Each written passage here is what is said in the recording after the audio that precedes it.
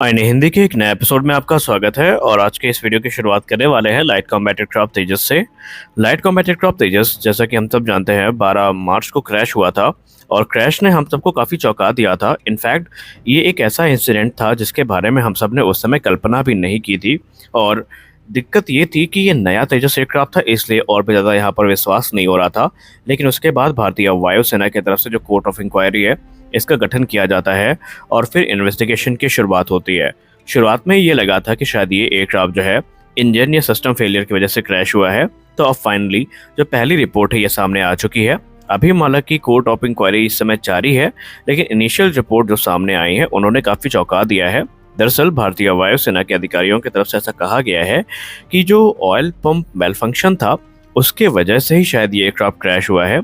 यानी oil pump malfunction की वजह से जो इंजन है उसमें जो है खराबी आई, इंजन फेल हुआ और उसके बाद ये जो एयरक्राफ्ट था ये क्रैश हुआ। इस मामले की गंभीरता का अंदाज़ा आप यहाँ से लगा सकते हैं कि जब पहला तेजस मार्क 1 क्रैश हुआ तो उसके तुरंत बाद भारतीय वायुसेना ने अपने सभी 35 तेजस मार्क 1 फाइटर एयरक्राफ्ट को ग्राउंडेड कर दिया था। और उसके पीछे की वजह थी कि जब तक हम ये नहीं जान सकते थे कि कारण क्या था इंजन फेलियर का, तब तक हम उन्हें ऑपरेशनल नहीं कर सकते थे। फिर वहाँ से एक विधिवत प्रक्रिया की शुरुआत होती है और सभी 35 तेजस मार्क 1 फाइटर एयरक्राफ्ट को इंस्पेक्ट किया जाता है, लेकिन उनमें कोई भी कमी नहीं पाई जाती है। उसके बाद फिर से जो ऑपरेशन है इनको रिज्यूम कर दिया जाता है। हालांकि यहाँ पर भारतीय वायुसेना के अधिकारी ने यह भी कहा है कि सबसे यहाँ पर इम्पोर्टेंट जो चीज़ थी वो थी एक पर्टिकुलर इंजन में फेलियर का होना। उसमें कोई तकनीकी खामियां थी और वो खामियां क्यों हुई, क्या इसमें जो रेगुलर मेंटेनेंस है उसकी खामी थी या दूसरी चीज़ें हैं, इनको पता लगाए जाने का प्रयास किया जा रहा है। दरअसल ये पहली बार हुआ था 2021 में अपनी पहली उड़ान भरने के बाद कि कोई तेजस एयरक्राफ्ट क्रैश हुआ था, वरना इसका जो सेफ्टी रिकॉर्ड था ये लगातार मेंटेन था।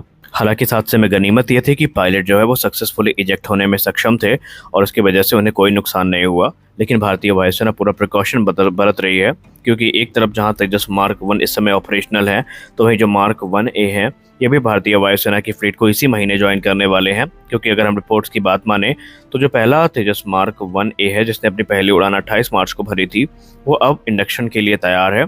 हालांकि जब उसने पहली उड़ान भरी थी तो उसके तुरंत बाद इंडियन एयरफोर्स की तरफ से कुछ मॉडिफिकेशंस की डिमांड की गई थी, जिसमें बेसिकली सॉफ्टवेयर डिफाइंड रेडियो और दूसरी चीज़ें शामिल थी और अब वो हो चुकी हैं। उनको लगभग वैलिडेट भी किया जा चुका है, जिसका सीधा मतलब ये है कि अब तेजस मार्क 1A इंडियन एयरफोर्स की सर्विस में आने के लिए पूर्णतया तैयार हैं। तेजस मार्क 1A की जो पहले स्क्वाड्रन है इसको राजस्थान की नाल एयरबेस में रेज किया जाएगा। अभी फिलहाल इस एयरबेस में जो MiG-21 फाइटर एयरक्राफ्ट है इनको इकट्ठा किया जा रहा है और माना जा रहा है कि 2025 तक इन्हें पूरी तरीके से डिकमीशन कर दिया जाएगा और उसके तुरंत बाद जो रिक्त स्थान उत्पन्न होगा उसकी पूर्ति करने का जो जिम्मा होगा ये तेजस के कंधे पर होगा। तेजस मार्क 1A 43 अलग अलग इंप्रूवमेंट्स के साथ हमें देखने को मिलेंगे, जिसमें एडवांस फीचर्स हमें देखने को मिलते हैं और ओवरऑल जो परफॉर्मेंस है और कॉम्पैक्ट इफेक्टिवनेस है ये भी काफ़ी इन्हेंस हुई है मार्क 1 की तुलना में। फॉर एग्जांपल इसको superior active electronically scan error radar से इक्विप किया गया है। इसमें डिजिटल रेडार वार्निंग रिसीवर्स देखने को मिलते हैं, एडवांस BBR मिसाइल्स देखने को मिलती हैं। इसके अलावा जो air to ground strike capability है ये भी काफ़ी इन्हेंस हुई है और यहाँ पर इस समय अस्त्र मार्क 1 का इंटीग्रेशन चल रहा है। इसके बाद रुद्रम सीरीज़ की मिसाइल्स हमें देखने को मिलेंगी। फिर हमें जो क्रूज मिसाइल्स हैं इनका इंटीग्रेशन चरणबद्ध तरीके से होता दिखाई पड़ेगा। इससे रैम्पेज अपग्रेड भी मिलने वाला है। तो कुल मिलाकर के ये एयरक्राफ्ट भारतीय वायुसेना के लिए काफ़ी इंपॉर्टेंट है।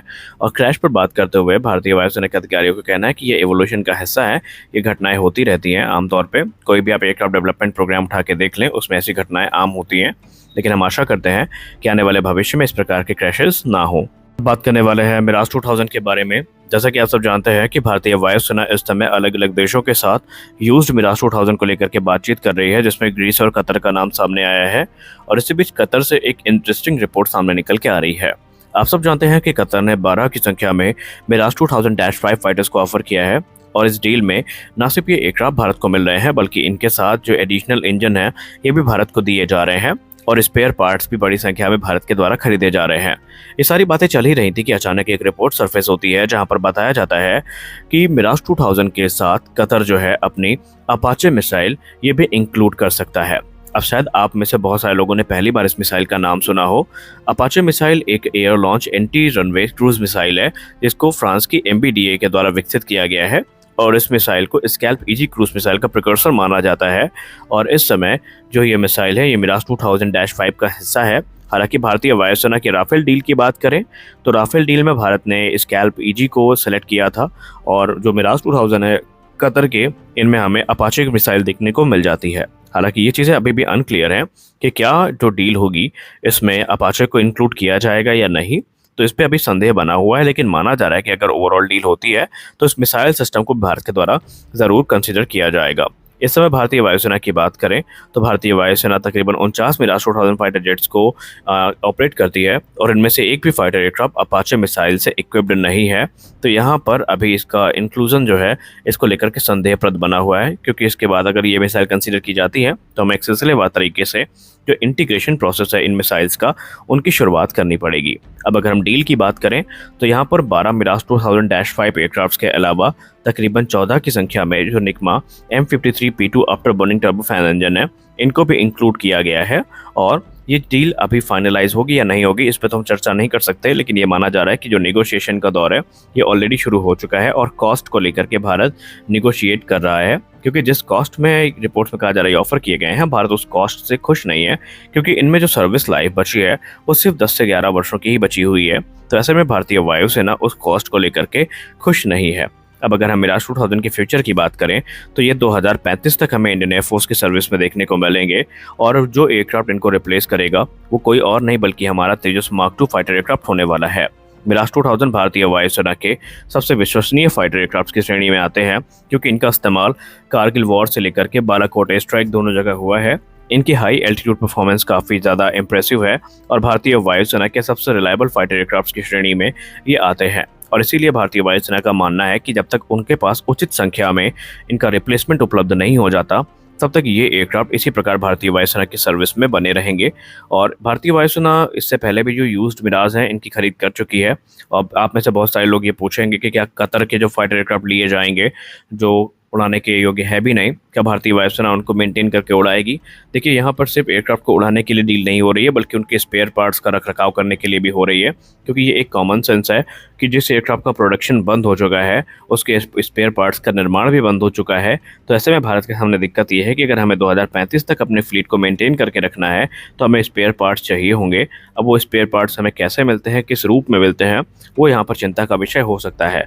और रिपोर्ट्स यही सजेस्ट करती हैं कि भारतीय वायुसेना की ये जो स्टेप है ये स्पेयर पार्ट्स के स्टॉक को मजबूत रखने का है, ताकि जब तक हमारे पास तेजस मार्क 2 नहीं आ जाते हम अपने इन एयरक्राफ्ट को ऑपरेशनल रख सकें और इनसे अपनी जो ज़रूरतें हैं वो पूरा कर सकें। क्योंकि तेजस मार्क 2 के प्रोडक्शन की बात करें तो 2028 से 29 के पहले इसका प्रोडक्शन होता नज़र नहीं आता, और ऐसे में भारतीय वायुसेना को 2035 तक इन्हें मेंटेन करके रखना होगा। तो आज के इस वीडियो में बस इतना ही। मिलते हैं अगले वीडियो में कुछ और अपडेट्स के साथ। आशा करते हैं ये वीडियो अच्छी लगी होगी।